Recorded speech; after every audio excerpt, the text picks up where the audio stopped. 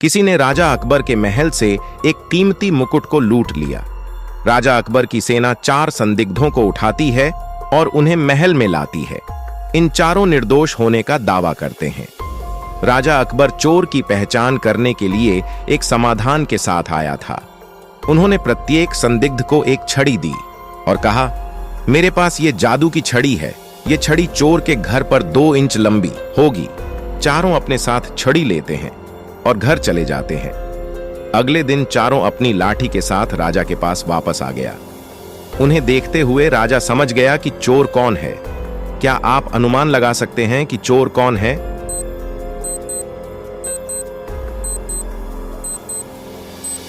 चोर ने सोचा कि छड़ी वो इंच बढ़ेगी, इसलिए उसने छड़ी को वो इंच तक काट दिया और महल में लौट आया। इसका मतलब डी वाला चोर है। चलिए अगली पहेली देखते हैं। शहर में आंधी और हल्के हमले के साथ एक तूफान था। इसने बहुत विनाश का कारण बना, जिसके कारण शहर को बिजली के आउटेज का सामना करना पड़ा। प्रियांशु अपने घर में फंस गया था। वह घर में इधर उधर भटकने लगा और 4 दरवाजों पर आ गया।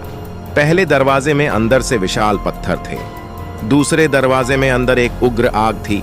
तीसरे दरवाजे में विशाल घूर्णन पहिए थे जो प्रियांशु को कुचल सकते थे। चौथे दरवाजे के पीछे एक महासागर था। प्रियांशु को किस दरवाजे पर आगे बढ़ने के लिए चुनना चाहिए? सोचिए और अपना आंसर कमेंट कीजिए।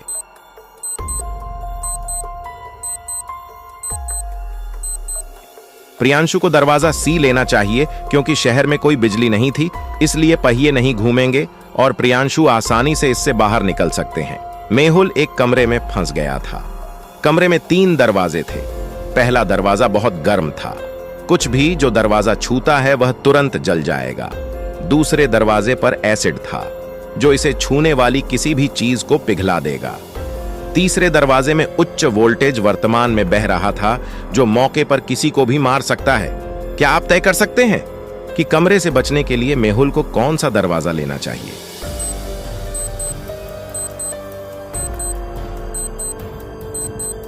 फर्श पर लकड़ी की छड़ें पड़ी हैं। लकड़ी बिजली का एक बुरा कंडक्टर है। मेहुल छड़ी की मदद से दरवाजा धक्का देगा और बच जाएगा। चलिए अगली पहेली देखते हैं। कविता बहुत ही मेधावी छात्रा थी और उसकी नजर भी कमजोर थी, इसलिए वह हमेशा आगे की पंक्ति में बैठती थी। कविता अपने दोस्त प्रिंस के साथ रहती थी, जिसकी कॉलेज में अन्य छात्रों से लड़ाई के कारण बदनामी थी। एक दिन कॉलेज जाने के बाद कविता का चश्मा फर्श पर गिर गया और टूट गया। उसके पास कार नहीं थी और उसने प्रिंस को उसे मरम्मत की दुकान पर ले जाने के लिए कहा। कुछ समय बाद कविता ने गोलू गोलू चिल्लाना शुरू कर दिया। प्रिंस ने गोलू को सड़क के पास बेहोश देखा। दोनों कार से नीचे उतरे और गोलू के पास चले गए। गोलू मर चुका था। उन्होंने डिटेक्टिव मेहुल को अपराध स्थल पर बुलाया। मेहुल अपराध स्थल पर पहुंचे और 4 संदिग्धों की पहचान की। प्रिंस, जब मैंने गोलू को देखा तो मैं अपनी कार चला रहा था। गोलू और मैं दुश्मन थे, लेकिन मैंने उसे नहीं मारा। अपराध स्थल के पास 2 और संदिग्ध थे। कविता, मैंने देखा कि गोलू फर्श पर लेटा हुआ है और मैंने प्रिंस को कार रोकने के लिए कहा। सोनाली, हम स्कूल के दोस्त थे और एक दूसरे को डेट करते थे, लेकिन अब हम एक साथ नहीं हैं। मैंने उसे नहीं मारा।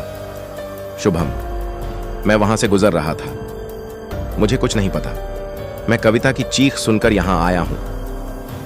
उनके बयानों को सुनकर क्या आप अनुमान लगा सकते हैं कि हत्यारा कौन है? सोचिए, अपना आंसर कमेंट कीजिए।